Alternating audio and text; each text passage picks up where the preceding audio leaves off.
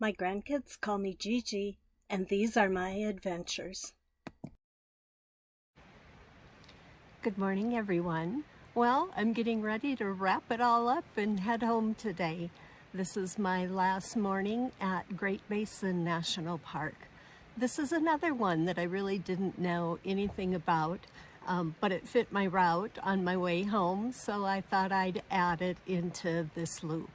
It's a really nice, smaller national park, which I'm finding I actually prefer over the great big ones, and has some really interesting things to do.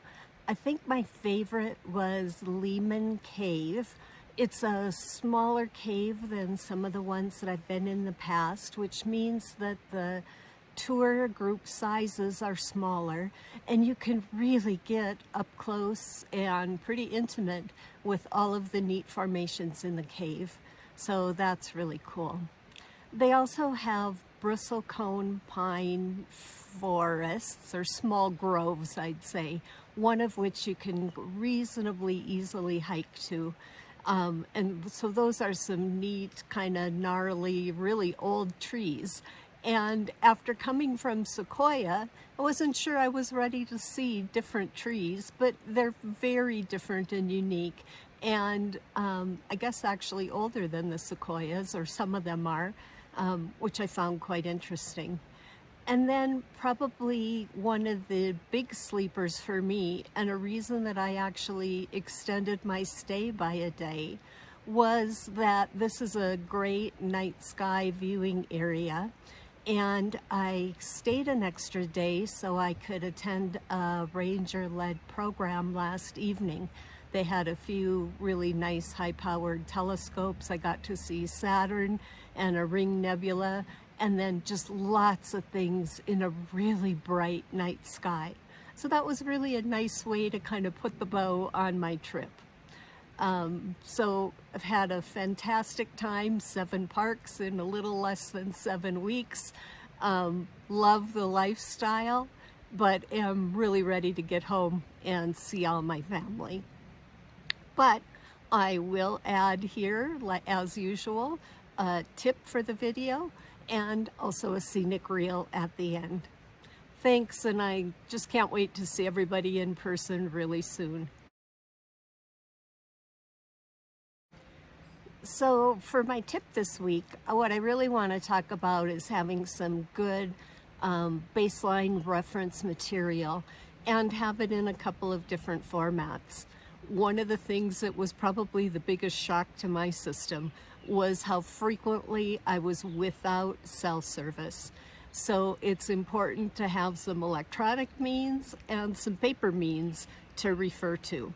So here's some of my favorites. I picked up this Guide to National Parks of the United States in one of the park stores early on in this trip. It's nice. It's got 4 or 5 pages of each national park, gives you a little bit of highlights, and just helps a little bit kind of come up with a loose agenda of things you want to see and make sure that you cover when you get to a national park.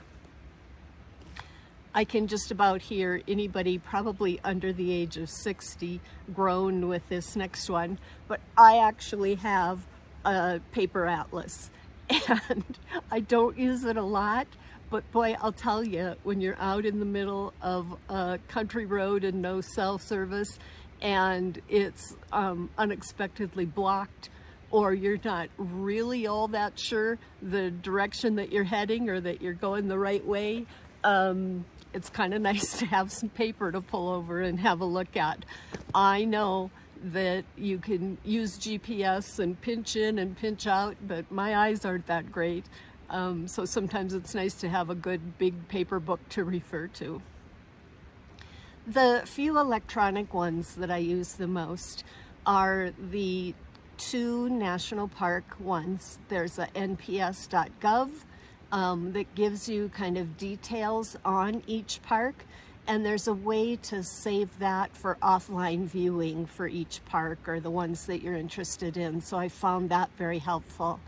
And then Recreation.gov is where you make all of your reservations. So those are 2 really important ones. And then I use road trippers to do my route planning.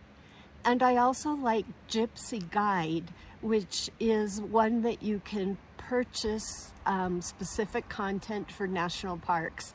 And it's kind of a guided tour as you're driving around the park with some hints and tips of where to stop, where to park, what things you want to see. And I'll put links to all of these in the description below in case you want to check them out any further. And so now on to my scenic reel for Great Basin National Park.